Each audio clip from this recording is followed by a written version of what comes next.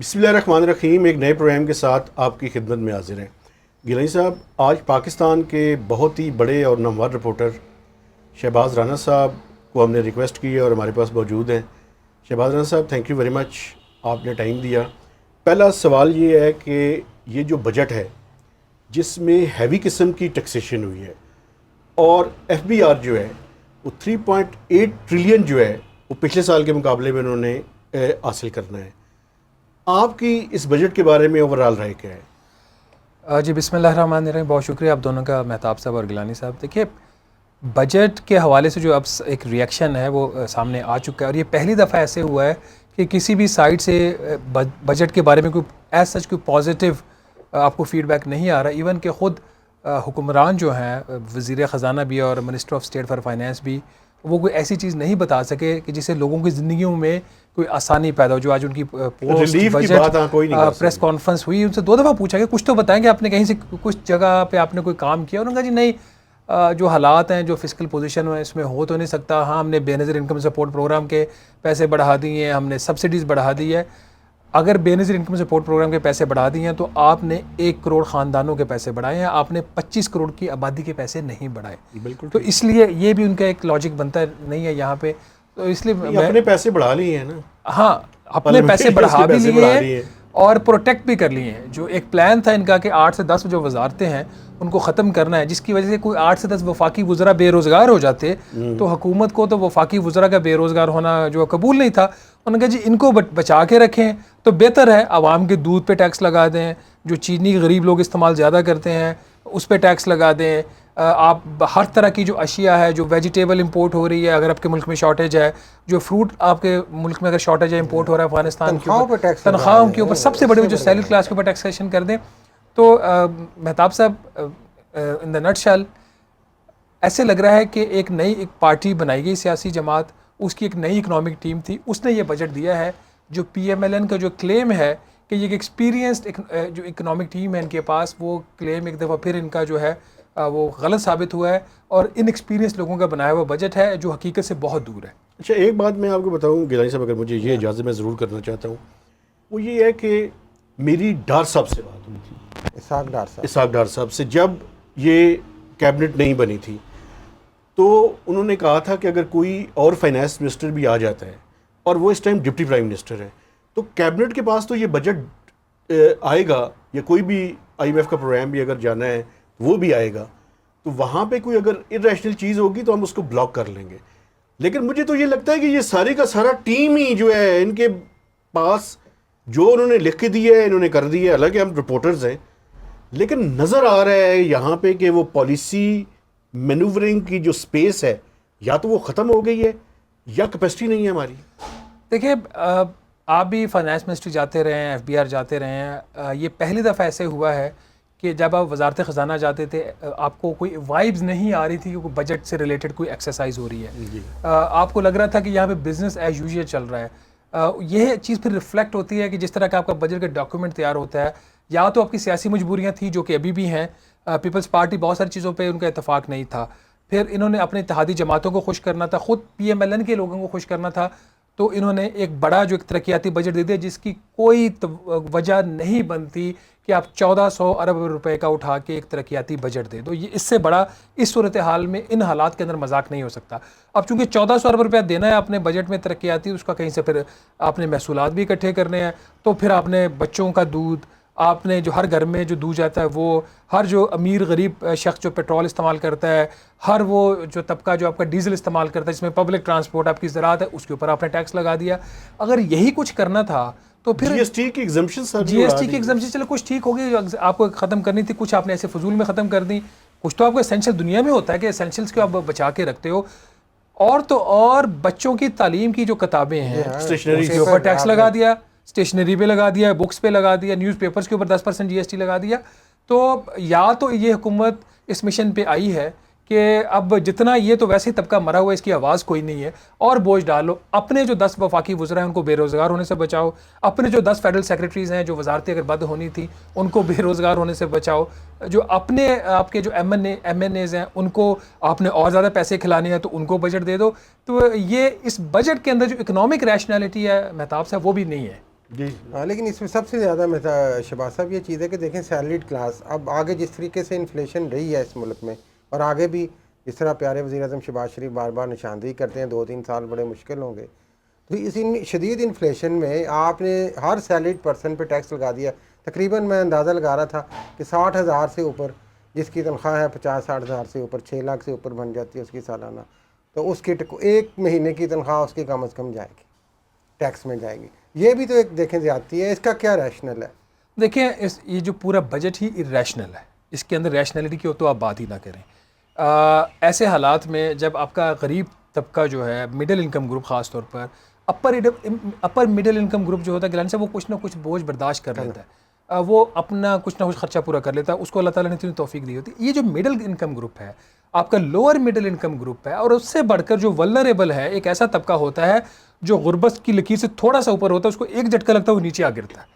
उसका आपने क्या करना है? किसी ने कुछ सोचा है क्या? 1 लाख रुपए आज की आप अगर बात करें, अगर आम बंदा, आप आम बंदे की बात मैं कर रहा हूँ, किसी अमीर की बात नहीं कर रहा, अगर उसके पास 800 सीसी की भी गाड़ी है, उसमें कितने का पेट्रोल पड़ती है एक टैंक उसका कम से कम भी 10,000 रुपये का, 8 से 10,000 रुपये वेरी करता है, ठीक है, सिर्फ आने जाने का पेट्रोल, और ये उस पर कम से कम 2 टैंक तो लगेंगे अगर कोई पिंडी से आ रहा है, तो जिसका 20,000 रुपये का पेट्रोल का खर्चा आपने कर दिया, और उसकी तनख्वाह है 60,000 रुपया या 1 लाख भी लगा लें, उसके और अखराजात हैं, बच्चों की फ़ी है, जो बिल्स हैं, 25-30 हज़ार रुपये बिजली का बिल आ रहा है, आप उसको कह रहे हैं कि आपको 5% टैक्स दे दे। मसला 5% का नहीं है, मसला कि क्या उसकी सख्त 1% भी देने की है।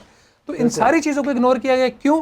क्योंकि हमारे, आपने भी बोला वज़ीर आज़म, प्यारे वज़ीर आज़म, अपने ये नहीं बताया किसके प्यारे वज़ीर आज़म, क्योंकि जो वो प्यारे वज़ीर आज़म है हम सब के, प्रिज्यूमेबली उन्होंने अपने जो तरक्याती अखराजात थे वो कम नहीं करने थे, उन्होंने अपनी वजारतें बंद नहीं करनी थी। मुझे ये बताएं, मुझे जो सबसे बड़ा मुझे एतराज़ है, रेवेन्यू साइड पे कुछ अच्छे काम भी है, वो बाद में हम बात कर लेते हैं।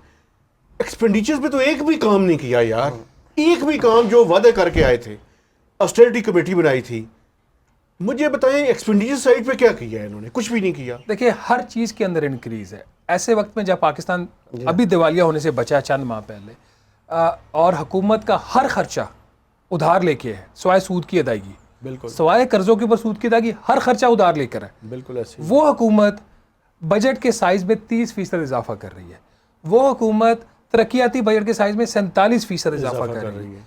तो आप इनसे क्या एक्सपेक्ट कर सकते? ये क्या समझते हैं कि ये जो पाकिस्तान की आवाम है, जो तबका है जिसमें थोड़ी बहुत सकत रह गई है, क्या इसके साथ करना क्या चाहते हैं? मेरे को बहुत ज़्यादा कोई स्ट्रॉन्ग अल्फाज का इस्तेमाल इसलिए नहीं करना चाह रहा क्योंकि हमको पैनिक क्रिएट नहीं करना चाहता, लेकिन ये जो बजट है मेहताब साहब, मुझे इसकी समझ वाकई नहीं आ रही है। This is for the first time in my career कि मैंने ऐसा बजट देखा है।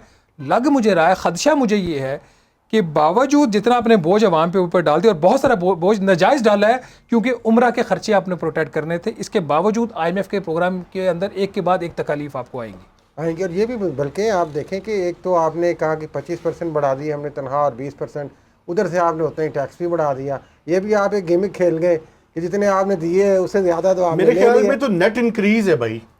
सरकारी मुलाजमीन भी जो अपनी अपनी कैलकुलेशन कर रहे हैं, वो ये कह रहे हैं कि हमारी नेट जो है वो पैसे ज़्यादा चले जाएंगे, आएंगे काम ज़्यादा टैक्स में चले जाएंगे। जी देखिए, अगर ज़्यादा टैक्स में ना गए तो आप जीरो पे होंगे, इक्वल हो जाएंगे, ठीक है। या ये कि आपका 1,000-2,000 रुपये आपकी बचत हो जाएगी, और जो 1,000-2,000 रुपये आपको बच जाएगा पर मंथ, उतना ही आपने उधर से उसका चीनी का, उसके दूध का, उसके आपने पेट्रोल का, उसके डीजल का, हर चीज़ का आपने खर्चा बढ़ा दिया है, उसके बच्चों के दूध का। तो आधात का वो गोरख धंधा करके आपने तो उधर से अच्छा भी दिखा दिया और बीच में से निकाल भी लिया। गिलानी साहब इसमें तो अल्फाज का गोरख धंधा भी नहीं कर सके, यही तो इस दफा गिला है, कोई नैरेटिव नहीं बिल्ड कर सके, कुछ भी नहीं कर सके, ये तो ये नहीं बयान कर सके ये करना क्या चाहते हैं। लेकिन वो तो एक काम करना चाहते हैं ना, वो हम सेकंड सेगमेंट में बताएंगे क्या करना चाहते हैं। मुझे ये बताएं कि अब अगर टैक्सेशन साइड को देखें तो कुछ काम अच्छे भी किए हैं, उनके बारे में थोड़ा सा, खासकर नॉन फाइलर्स के हवाले से, रियल एस्टेट के हवाले से, गाड़ियों के टैक्सेशन के हवाले से भी। गाड़ियों पे मैं समझता हूँ ज्यादती भी हुई है थोड़ी सी, लेकिन आप इसके बारे में राय बताएं। देखिए गाड़ियों के केस में तो बिल्कुल ज्यादती हुई है।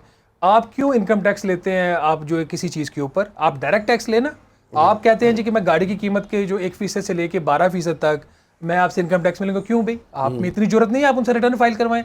तो गाड़ी के ऊपर जो भी टैक्सेशन हुई है ये गलत हुई है। नंबर 2, जो 3 इनके अच्छे काम मुझे लगे हैं, जिसका आपने भी, जिसको अप्रिशिएट किया, हम भी करते हैं, ताजरों के ऊपर टैक्स लगाने की कोशिश की है, जो 2.5% इन्होंने उनकी सप्लाईज पे लगा दिए, इनडायरेक्ट है, चलें कुछ, क्योंकि ये वो ठीक तबका है जो वज़ीर आज़म की आंखों का तारा लेकिन है। एक सर कुछ इंडिकेट जो मिनिस्टर आज कर रहे थे कभी हम एक स्कीम लाने वाले हैं, वो कोई और स्कीम जो है तो ये ताजर 2 स्कीम के तहत ये वही कह रहे हैं ना कि वो उसके अंदर जो इन्होंने लगाया कि कम से कम आपने 100 कितना है उसका जी 1200 रुपया पर मंथ है या कितना है, उतना तो अपने टैक्स देना है। साल का 6000 की या 100 रुपया पर मंथ, 100 रुपया पर मंथ है, 1200 रुपये है। वो जी उनको लाएंगे। उसके अंदर जो इन्होंने किया ये है, इन्होंने लॉ के अंदर पावर्स ले ली हैं, अब वो इस्तेमाल करते हैं या नहीं करते। वो ये है कि अगर किसी ताजुर को नोटिस जाके आप रिटर्न फाइल करो तो नहीं करेगा, उसके दुकान पहले 7 दिन के लिए सील करेंगे, फिर गालबन 21 दिन के लिए सील करेंगे, फिर लंबे अरसे के लिए उसमें 6 माह की कैद भी है। तो अब वो एफपीआर कर पाता है नहीं कर पाता, वो बात की बात है। इनके जो ताजरान के लीडरान है वो वज़ीर आज़म साहब के पास गुलदस्ता लेके पहुंच जाएंगे, वज़ीर ख़जाना के पास गुलदस्ता लेके पहुंच जाएंगे। तो अब देखने वाली बात है, लेकिन स्टेप उस साइड पे लिया है विच इज़ गुड थिंग और जिसको अप्रिशिएट करना चाहिए। और रियल स्टेट वाला भी, रियल स्टेट में भी बेहतरी लाने की कोशिश की है इन्होंने, इससे और बेहतर हो सकता था, लेकिन जो कैपिटल गेंस वाला कर दिया वो इन्होंने बेहतर किया है। लेकिन सर मुझे ये बताएं, कैपिटल गेंस पे मुझे एक एतराज़ है, जो सिक्योरिटीज़ पे किया है इन्होंने, उसको क्यों नहीं उसी तरह से इंक्रीज़ किया प्रोग्रेसिव टैक्सेशन की तरफ? देखिए इस हुकूमत का मसला ये है, अगर आप पाँव ऐसे ज़ोर से दबाए ना मारें ज़मीन पे तो डर जाते हैं। तो स्टॉक मार्केट ने ज़ोर से पाँव मारा ज़मीन पे, उन्होंने रोज़ 1000 2,000 पॉइंट्स स्टॉक मार्केट को गिराना शुरू कर दिया। ये डर गए, उनका जी कुछ नहीं करने, थोड़े तनु छेड़ रहे हैं बस, ज़्यादा नहीं छेड़ रहे, बाकी एक्सपोर्टर्स में जो किया है वो भी अच्छा काम किया। एक्सपोर्टर्स वाला तो सबसे अच्छा काम एक्सपोर्टर्स वाला हुआ है, जहाँ पे सीधा ये डायरेक्ट उसके जो स्टैंडर्ड रेट्स इनकम टैक्स के बनते हैं कॉर्पोरेट के या जो भी बिल्कुल, वो उसके उस पे मुताबिक चलेंगे, कर दिए। वो बेहतरीन काम हुआ है। अच्छा मुझे आखिर में ये बताएं कि ये एफबीआर का टारगेट आप समझते हैं ये अचीव हो जाएगा? देखिए जब चेयरमैन एफबीआर खुद कह रहे हैं कि टारगेट अचीव नहीं होगा, मिनी बजट लाना पड़ सकता है। जब वज़ीर ख़जाना जो है वो उनको 3 दफ़ा आज पूछा गया कि मिनी बजट आएगा, एडिशनल मेजर्स लेंगे, उन्होंने तीनों दफ़ा जवाब देने से इनकार किया, गोल कर गए। तो फिर आप और मैं कैसे कह सकते हैं टारगेट अचीव? लेकिन ये आप देखें जो प्रेस कॉन्फ्रेंस उन्होंने इकोनॉमिक सर्वे पे की, उसमें तो उन्होंने कॉन्फिडेंस से कहा कि हम ये अचीव करेंगे टारगेट सारे। नहीं, इकोनॉमिक सर्वे वो बात ही नहीं कर सके।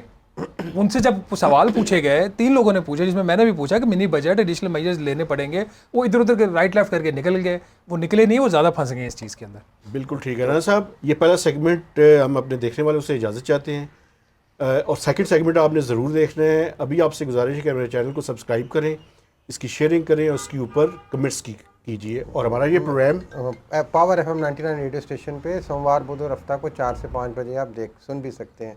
तो अभी हम ब्रेक लेते हैं, ब्रेक के बाद राना साहब को दोबारा ज्वाइन करते हैं। इजाज़त दीजिए, अल्लाह हाफिज़।